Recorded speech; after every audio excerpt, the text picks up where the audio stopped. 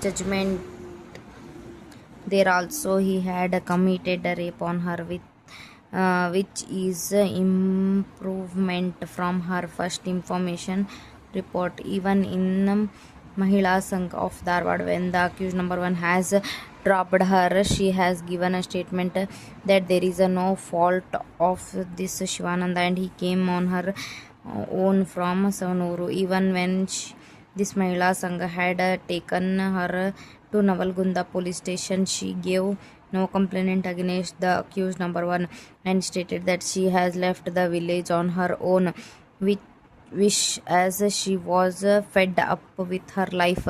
All these facts clearly goes to show the long-term relationship between the complainant and accused number one for nearly 7 months prior to filing this complaint. As already mentioned above, the offences punishable under section 541 IPC have already been abated. Now the present case is continued as against the accused number 1, 2 to 4 only for the offence punishable under section 504 read with section 34 of IPC only. Therefore, the prosecution has to prove the ingredients of section 504 of IPC. Hence, it is essential to see the ingredients of section 504 of IPC, which has to be proved by the prosecution beyond all reasonable doubt. Section 504 of IPC deals with offence relating to voluntarily abusing in filthy language. It is explained as under section 504 of IPC punishes a person who is willfully offends someone to provoke them, knowing that their insult may cause them to commit an offense or act in a way that jeopardize public order.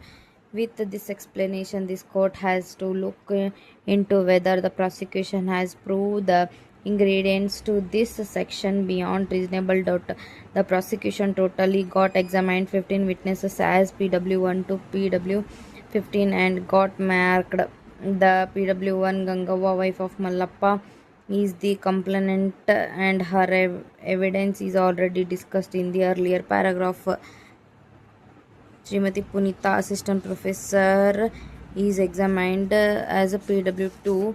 She has stated her evidence that on 15/11/2019, a lady by name Gangawa was brought to their hospital at 11 p.m. with requisition and inquiry.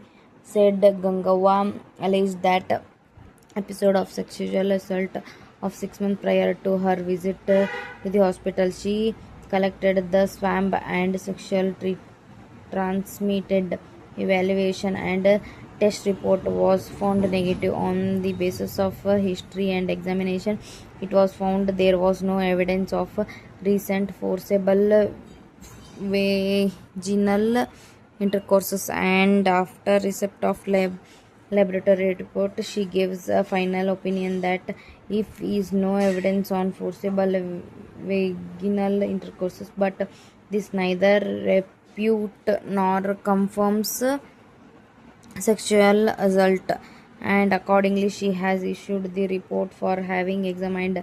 This also negatives the version of for having forcible raped her by the deceased accused, and there was no sign of forcible vaginal intercourses in her examination.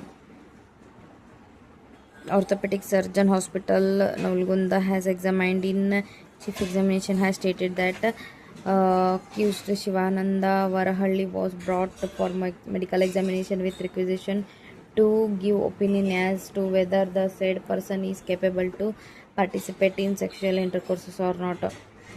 Or examination, he has given his report the said person having capacity to have sexual intercourse. Further, there were no any evidence on the body said person that could happen during the sexual intercourses between.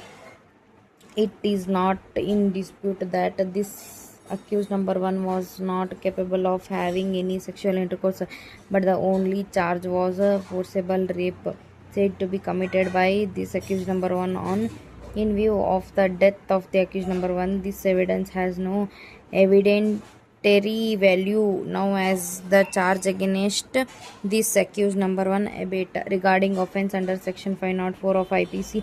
Only Mallawa have given the evidence before the court has turned partly hostile, and in the cross-examination of learned public prosecutor he has admitted all the suggestions made by the learned public prosecutor regarding the evidence of PW14, who is the husband of PW1. Even he had turned hostile initially, and in the cross-examination by the learned public prosecutor, he was admitted all the suggestions given to him by reading his statement. Apart from these two persons, none of the witnesses have supported the case of prosecution regarding any of the Mahajara and recovery.